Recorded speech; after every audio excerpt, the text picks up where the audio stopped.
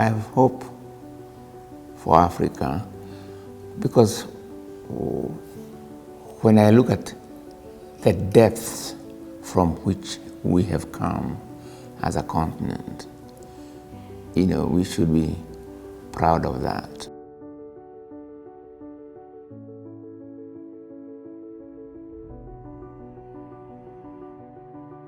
Ngugi wa Thiong'o nació en el seno de una extensa familia campesina en Kamiritú, en las tierras altas de Kenia. En 1938, su familia sufrió, como tantas otras, la expropiación de sus tierras ancestrales por parte de los colonizadores británicos. Uno de sus hermanos formó parte del movimiento guerrillero Mau Mau, mientras que su madre fue torturada y encarcelada por ello. Él mismo pasó un tiempo en la cárcel durante sus años como profesor en la Universidad de Nairobi y se vio, después, abocado a un exilio que le llevaría a Inglaterra y Estados Unidos, donde reside en la actualidad, ejerciendo como catedrático emérito de inglés y literatura comparada en la Universidad de California, Irvine. Ngugi, a pesar de sus muy humildes orígenes, tuvo una educación privilegiada, gracias a su dominio de la lengua inglesa, que desde la prestigiosa Universidad de Makerere en Uganda le llevó en los años 60 a la de Leeds, uno de los templos sagrados aún hoy para toda clase de africanistas. Y allí, Ngugi encontró las lecturas que determinarían su trayectoria intelectual y vital. Marx, Engels, Lenin, Frantz Fanon, Bertolt Brecht y Gorky. Desde su primera novela, With Not Shield, de 1964, hasta la última, El Brujo del Cuervo, de 2006, que fue considerada representante del realismo mágico africano, Ngugi no ha cesado de reflexionar en sus ficciones sobre las consecuencias trágicas para los individuos y naciones de la desigual relación entre África y Occidente. Para 1981, prioriza su lengua materna, el Gikuyu, frente al inglés cuando se trata de la escritura. Descolonizar la mente le llevó a renunciar al inglés como lengua literaria y finalmente a su más ambicioso proyecto, un gran laboratorio de traducción a lenguas africanas de textos emblemáticos escritos en lenguas europeas o africanas que desarrolla en la Universidad de California. En 2020, Ngugi fue seleccionado para el Premio Nobel de Literatura y para marzo de 2021, The Perfect Nine se convirtió en la primera obra escrita en la lengua indígena africana en ser incluida en la lista del International Booker Prize, convirtiéndose así en el primer nominado como autor y traductor del mismo libro.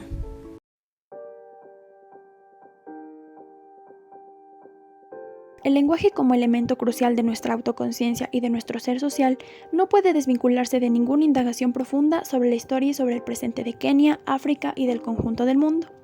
Los medios de comunicación occidentales han popularizado esta interpretación convencional de las realidades de África y buscan desviar la atención de la gente acerca del hecho de que el imperialismo está todavía en la raíz de muchos de sus problemas. La tradición imperialista en África la mantienen hoy en día la burguesía internacional usando las multinacionales y las clases dirigentes nativas. La dependencia económica y política de esta burguesía neocolonial africana se refleja en su cultura de imitación y de repetición, que impone a la población unos estamentos clericales y judiciales complacientes. Para los defensores patrióticos de las culturas de lucha de los pueblos africanos, el imperialismo no es un eslogan, es real, es palpable en su contenido y forma y en sus métodos y efectos. El imperialismo es el gobierno del capital financiero consolidado y desde 1984 este capital monopolista y parasitario ha afectado y continúa afectando las vidas de los campesinos incluso en los rincones más remotos de nuestros países. Tiene consecuencias económicas, políticas, militares, culturales y psicológicas para los pueblos del mundo hoy en día. El imperialismo liderado por Estados Unidos les ofrece a los pueblos en lucha de la tierra y a todos los que reclaman paz, democracia y socialismo un ultimátum: aceptar el robo o morir. Los oprimidos y los explotados de la tierra mantienen su desafío: libertad frente al robo, pero la arma más peligrosa que blande y de hecho utiliza cada día el imperialismo contra este desafío colectivo es la bomba de la cultura. El imperialismo se presenta a sí mismo como la única cura y exige que los dependientes canten himnos de alabanza con un estribillo constante: el robo es sagrado. ha frenado el desarrollo libre de las tradiciones teatrales nacionales arraigadas en las prácticas rituales y ceremoniales del campesinado. El auténtico lenguaje del teatro africano solo puede encontrarse entre el pueblo, particularmente el campesinado, en sus vidas, en sus historias y en sus luchas. El imperialismo igualmente introdujo la alfabetización, pero a menudo la enseñanza de la escritura y la lectura estuvo limitada a oficionistas, soldados, policías o pequeños funcionarios, es decir, la emergente clase misionera. Particularmente en su fase colonial ofrece el mejor ejemplo de cómo la literatura, en tanto que elemento de una cultura, fue utilizada para el dominio de África. Extienden sus ideas a través de un grupo de intelectuales estatales, los académicos y los periodistas laureados del establishment neocolonial.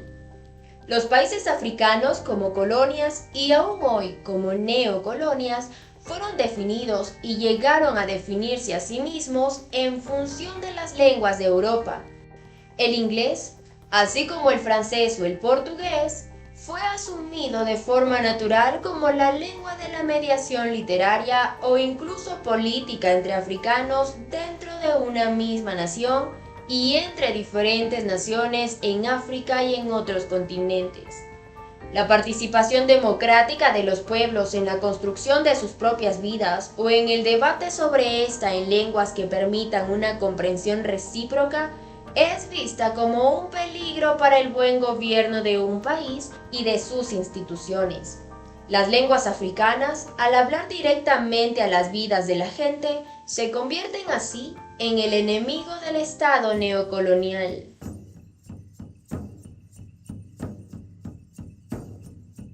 La elección de una lengua y los fines para los que se usa esta son centrales en la definición que un pueblo hace de sí mismo en relación con su entorno social y natural.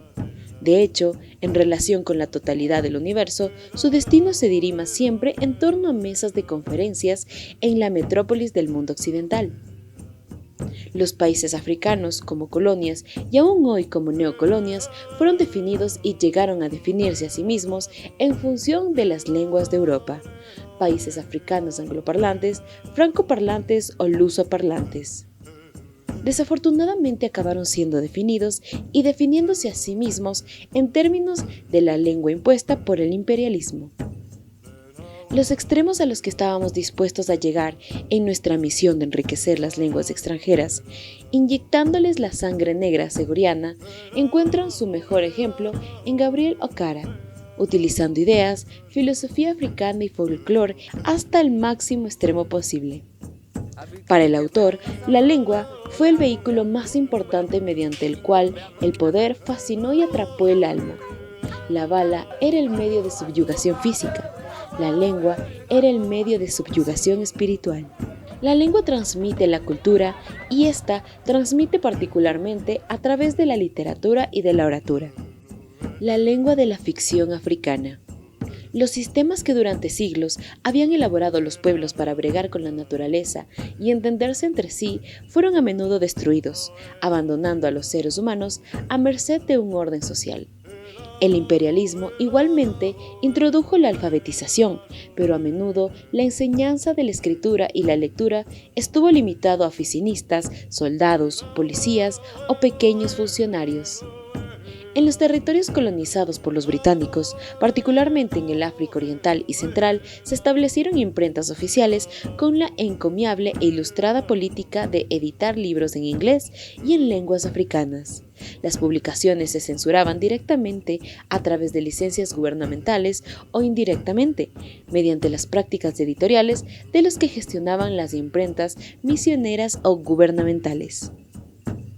Las pretensiones imperialistas de liberar a África de las supersticiones, de la ignorancia y del terror a la naturaleza, a menudo tuvieron como resultado un aumento de la ignorancia de los africanos, multiplicando sus supersticiones y acrecentando su miedo al nuevo amo que blandía el látigo y el fusil.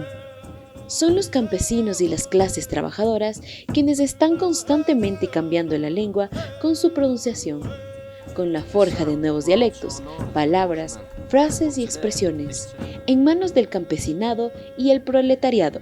La lengua está cambiando constantemente, nunca está en un punto muerto. Literatura. Hay muchos estímulos detrás de la creación afectiva de una imagen, de una idea, de una línea argumental o incluso a veces de una estructura formal. Las mismas palabras que utilizamos son el producto de una historia colectiva. La oratura, literatura oral, en lenguas keniatas, dejó de enseñarse. La literatura escrita y la oratura son los medios fundamentales a través de los cuales una lengua particular transmite las imágenes del mundo que contiene la cultura que encarna. Escrita por africanos en lenguas europeas, fue la identidad que se dio a la literatura africana como si nunca hubiera existido una literatura en lenguas africanas. La literatura creó de forma falsa e incluso absurda un campesinado y un proletariado angloparlante, francófono o lusófono, evidencia clara de una negociación o una falsificación de los procesos históricos y de la realidad. Lengua. Para Ngugi, el lenguaje y nuestro ser social no puede desvincularse de ninguna indagación profunda sobre la historia y sobre el presente de Kenia, de África y del conjunto del mundo. La elección de una lengua y los fines para los que se usa son centrales de la definición que un pueblo hace de sí mismo en relación con su entorno social y natural, de hecho, en relación con la totalidad del universo. Chinua Achebe escribió: «Siento que la lengua inglesa será capaz de cargar con todo el peso de mi experiencia africana, pero tendrá que ser un inglés nuevo». La lengua no era una mera sucesión de palabras, tenía un poder de sugestión que iba mucho más allá del significado léxico inmediato. Teatro.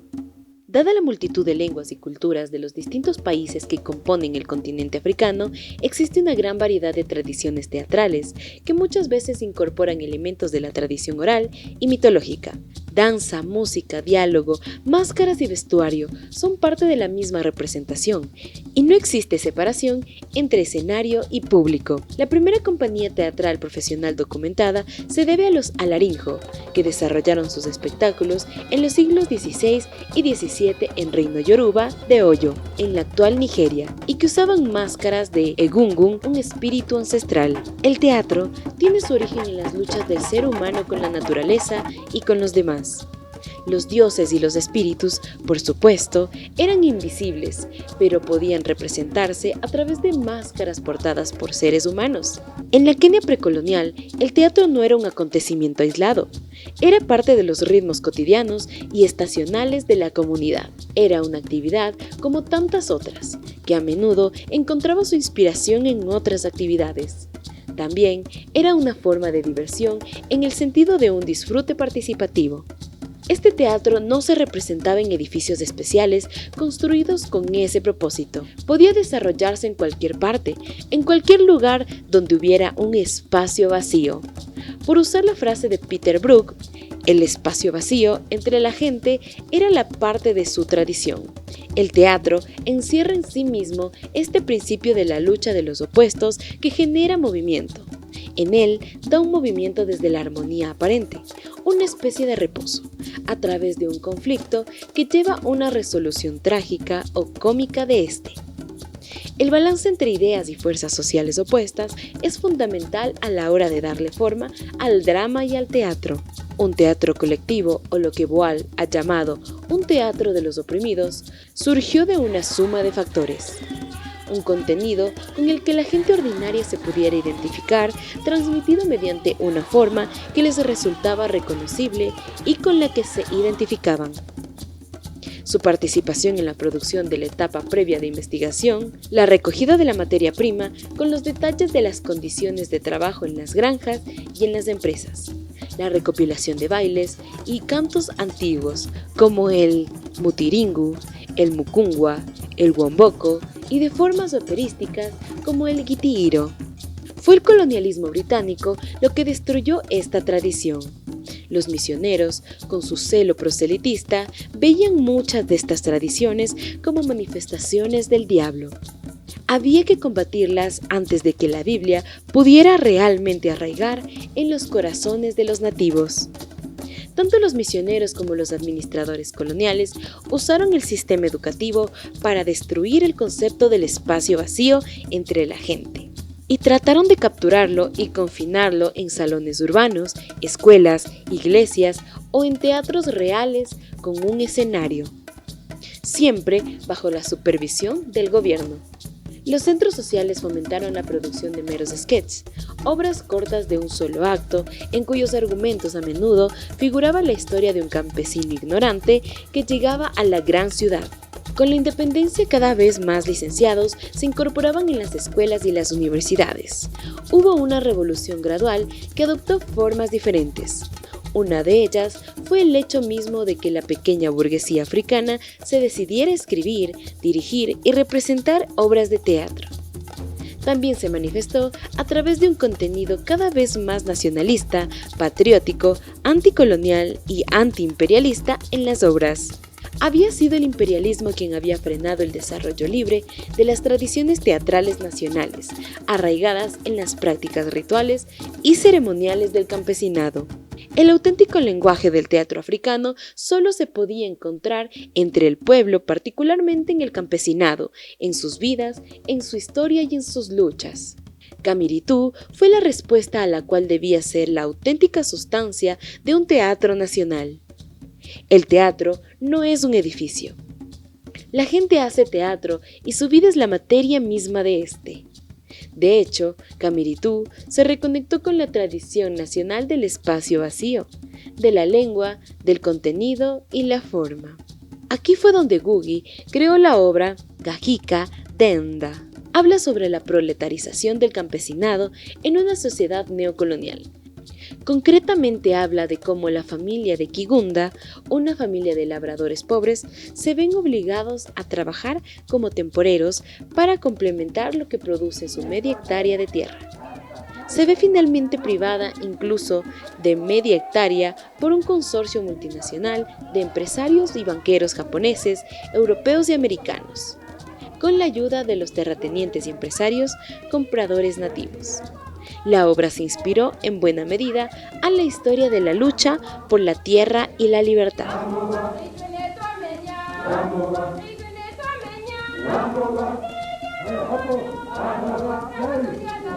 La cuestión de la tierra es esencial para entender la historia de Kenia, así como su política contemporánea, del mismo modo que es un aspecto central de la historia de todo el siglo XX en cualquier lugar del mundo en el que los pueblos han perdido sus tierras como consecuencia de la conquista, de los tratados injustos o del genocidio de una parte de la población.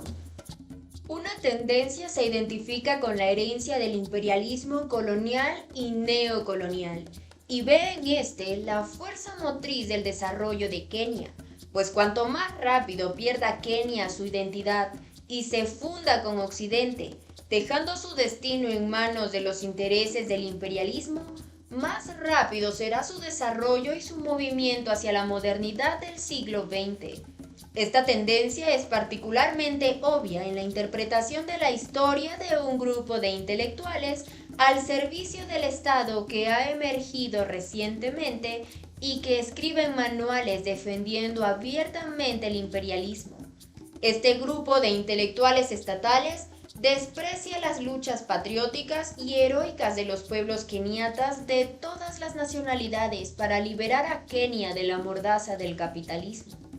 Para estos intelectuales estatales, la Europa imperialista es el principio de la historia de Kenia y de su progreso, de modo que, para estos intelectuales, el Estado neocolonial es el instrumento modélico para que África se desarrolle rápidamente.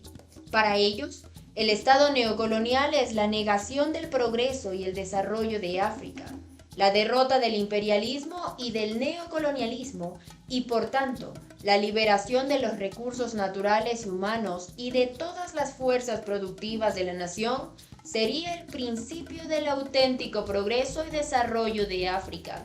Pero la búsqueda de nuevas direcciones en la lengua, en la literatura, en el teatro, en la poesía, en la ficción y en los estudios académicos en África es un aspecto inseparable del conjunto de las luchas de los africanos contra el imperialismo en su estadio neocolonial.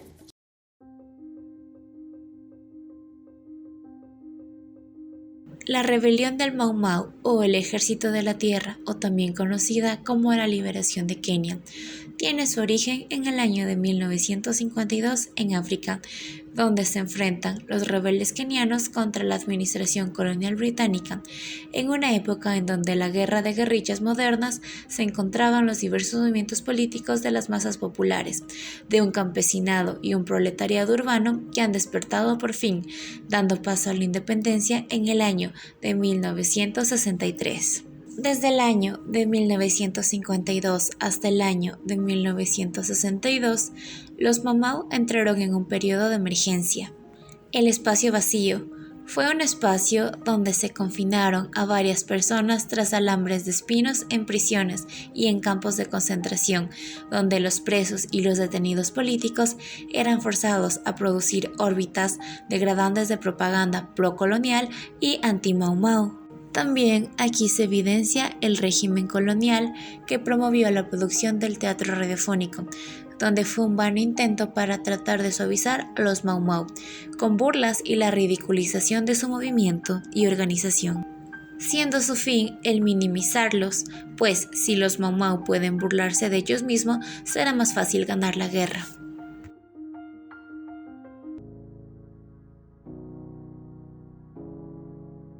La lengua es significativa para un pueblo debido a que se aferra al entorno social y natural, de tal manera que permite una totalidad en un universo. Cualquier lengua tiene un carácter dual, es simultáneamente un medio de comunicación y un vehículo de la cultura humana. Por ejemplo, el suajili en África Oriental y Central se usa como herramienta de comunicación entre numerosas nacionalidades, pero no es un vehículo de la cultura y la historia de la mayoría de esas nacionalidades. Sin embargo, en partes de Kenia y Tanzania, y particularmente en Zanzíbar, el suajili es inseparablemente un medio de comunicación y un vehículo de la cultura de los pueblos para los cuales es su lengua materna. Para Ngugi wa Thiong'o, la lengua como herramienta de comunicación tiene tres aspectos. El primero se relaciona a lo que Karl Marx llamó una vez la lengua de la vida real, que es el elemento básico a toda noción del lenguaje, sus orígenes y su desarrollo, donde se establecen vínculos de un pueblo o una comunidad de seres humanos en el acto de producir riqueza o medios de vida como la comida, la ropa o la vivienda, donde los productos de cooperación, comunicación, lenguaje y expresión de una relación entre seres humanos. El segundo aspecto de la lengua como comunicación es el habla, que imita el lenguaje de la vida real. Las señales verbales simultáneamente reflejan y ayudan a la comunicación o a las relaciones que se establecen entre los seres humanos en la producción de sus medios de vida. Y por último, el tercer aspecto son los signos escritos. La palabra escrita imita a la hablada. La escritura es la representación de sonidos mediante símbolos visuales. Los pueblos desarrollan una cultura y una historia distintivas. La cultura encarna esos valores morales, éticos y estéticos, el conjunto de lentes espirituales a través de las cuales un pueblo llega a verse a sí mismo y su lugar en el universo. Los valores son la base de la identidad de un pueblo, de su sentido de particularidad como miembros de la raza humana. Todo esto se transmite a través del lenguaje.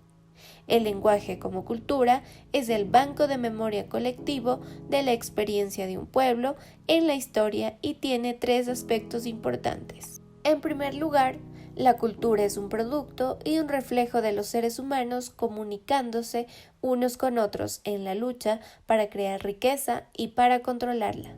El segundo aspecto del lenguaje como cultura es toda nuestra concepción de nosotros mismos como personas, individual y colectivamente, así media entre uno y su propio yo, entre su propio yo y los demás, así con naturaleza. Y el tercer aspecto de la lengua como cultura es la capacidad de hablar, de organizar los sonidos de tal forma que permita la comprensión mutua entre los seres humanos. Es universal. Esta es la universalidad del lenguaje, una cualidad específica de los seres humanos. corresponde a la universalidad de la lucha contra la naturaleza y entre los seres humanos. A pesar que el imperialismo y el colonialismo impusieron su lengua en varias partes del mundo, muchas de ellas se negaron a morir, como por ejemplo las lenguas africanas que se mantuvieron vivas gracias a las luchas anticoloniales del campesinado. Debido a esto, existen varias lenguas africanas como el Wolof, Hausa, Yoruba, Ibo, árabe, amárico, Kiswahili, Gikuyu, Luo, Luija, Shona, Ndebele, Kimbundu, Zulu y Lingala.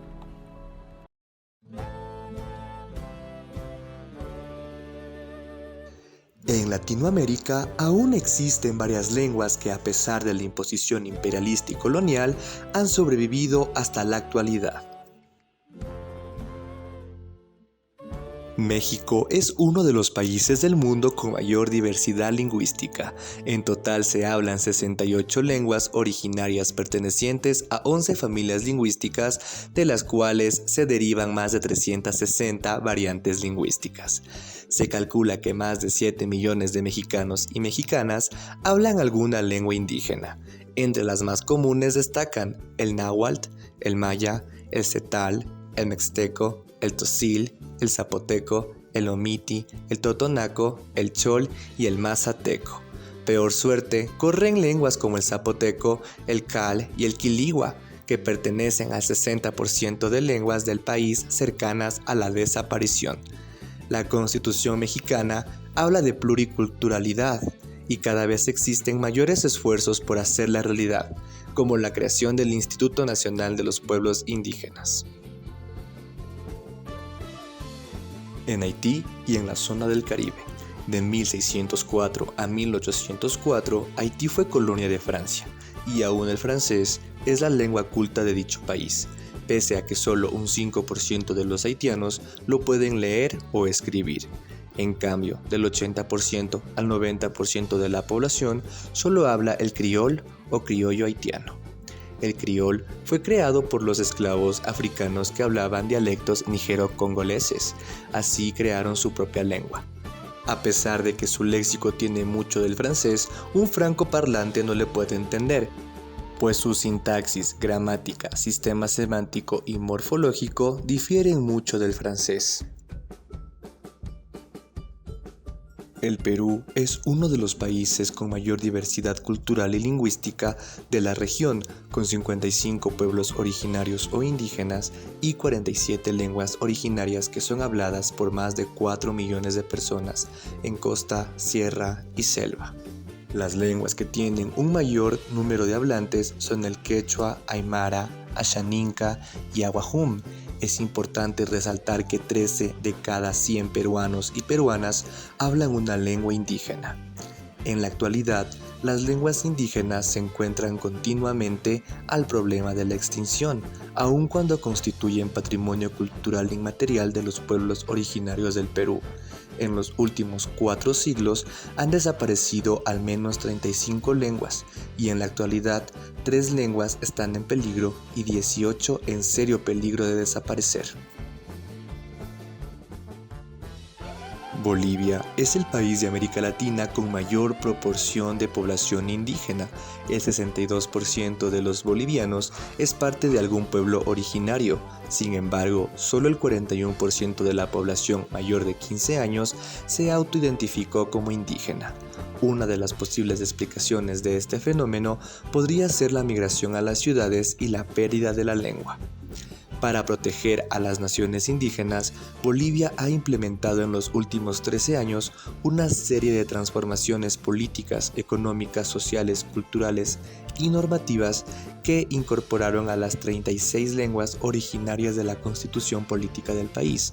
Las lenguas más habladas son el quechua, el aymara y el guaraní. En Paraguay habitan 13 grupos étnicos pertenecientes a 5 familias lingüísticas: Tupi-Guaraní, lengua Enset-Mascoif, Mataguayo, Samuco y Guaycurú, siendo la más numerosa la familia lingüística Tupi-Guaraní. 13 de los pueblos habitan en la región occidental y 4 en la región oriental. La cultura y población paraguaya actual tiene fuertes aportes a la cultura indígena.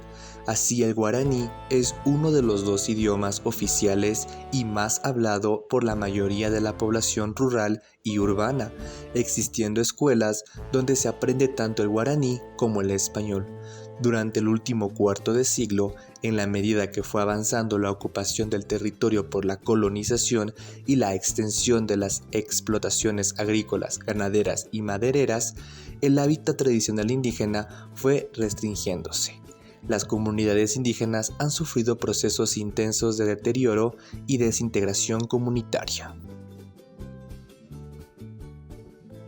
En Chile se habla más de una lengua, tanto las habladas por diversas comunidades migrantes llegadas a esas tierras en distintas épocas de su historia, así como lenguas indígenas. Del conjunto de lenguas originarias que se hablan en el actual territorio de Chile, se encuentran en uso 6 lenguas en distintas áreas del país. Estas lenguas son aymara, quechua, rapanui, cauescar, yagán y mapuzungún, más conocida como mapuche.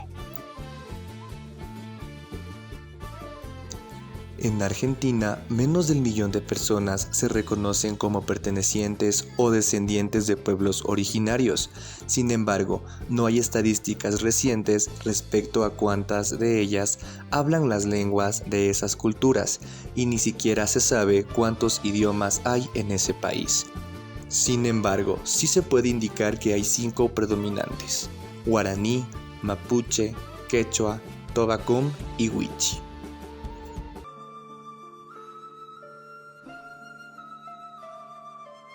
¿Sabías que en Ecuador existen 14 nacionalidades y 18 pueblos indígenas? Algunos de ellos con lenguas propias. De estas, 11 nacionalidades y pueblos están en zonas fronterizas y 7 en transfronterizas. Pero, ¿por qué son tan importantes? Pues, esto tiene identidad histórica, un idioma propio, una cultura común, viven en un territorio determinado regido por distintas instituciones y tradiciones propias. En Ecuador también se reconoce el uso de todas las lenguas de los pueblos y nacionalidades en su espacio territorial. Se establece el quichua y el shuar como idiomas oficiales de las relaciones interculturales de nuestro país. En 2018, la Universidad Nacional Mayor de San Marcos, en Perú, creó un proyecto para tratar de recuperar la nacionalidad zápara, junto a su idioma, contando así con un alfabeto basado en su cosmovisión y memorias, iniciando un proceso de recuperación de su lengua expandiéndose a la Universidad de Santa Elena en Ecuador. Pero, ¿por qué nos esforzamos tanto en salvar las lenguas en peligro de extinción? ¿Por qué nos importa una lengua que aparentemente está aislada y solo pocas personas lo hablan? Pues fácil, las lenguas son conducto de patrimonio de la humanidad. A pesar de que la escritura existe, es considerada como un invento reciente de nuestra historia. Sin embargo, la lengua fue la única manera durante muchísimo tiempo de transmitirnos canciones, historias y poemas de una comunidad. Las lenguas transmiten culturas únicas. Por ejemplo, el shuar tiene palabras únicas como aepa, que significa el que está haciendo acostar. Todas las palabras tienen expresiones especiales de ellas mismas, transmiten una manera de interpretar la cultura humana, las emociones y una cosmovisión única y diferente de las otras culturas.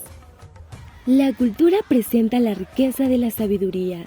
Esto refleja la conservación de la biodiversidad.